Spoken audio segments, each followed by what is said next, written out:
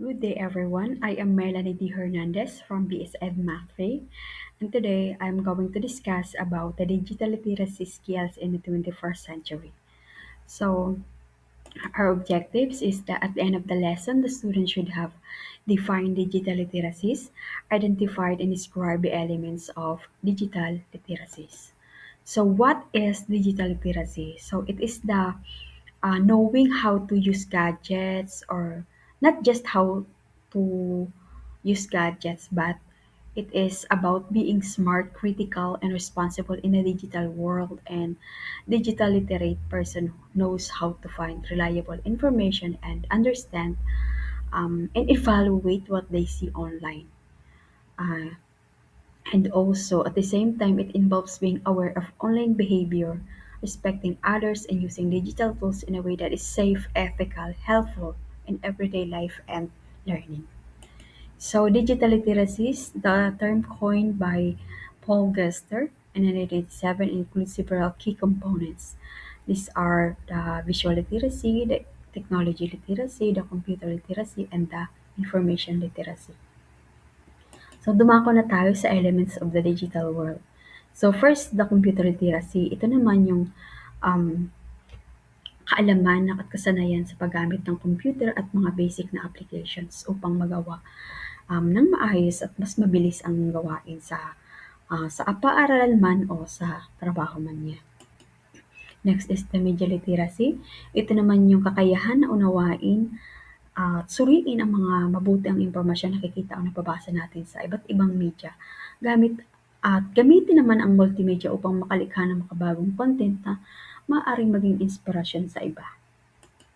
Next, the ICT literacy naman, it is alam mong gamitin ang mga digital tools or internet para sa paggawa, halimbawa ng assignment, ng project. Next is the collaboration and communication. So from the word communicate and collab, so you know how to communicate and collab through digital platforms.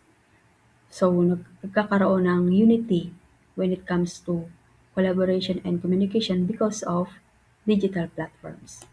So next is the identity management. Ibig sabihin naman ito, being careful and responsible in how you present yourself and share information in digital or online spaces.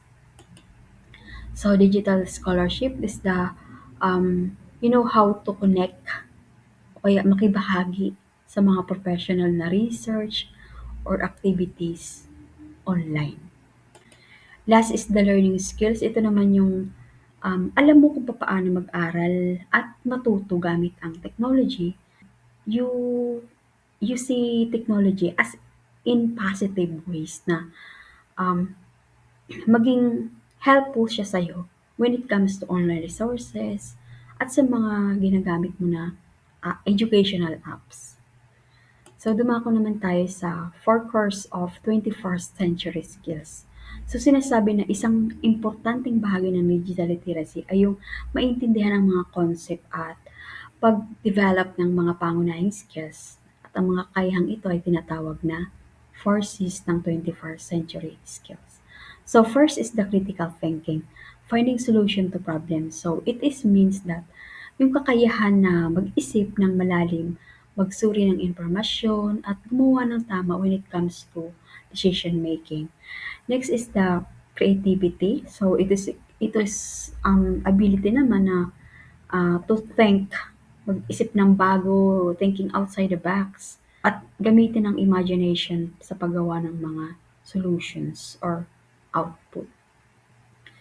Next is the collaboration. So collaboration naman, it is the ability to makipagtulungan sa iba, maging open-minded sa mga ideya ng kapwa at magtrabaho bilang isang team para sa isang layunin.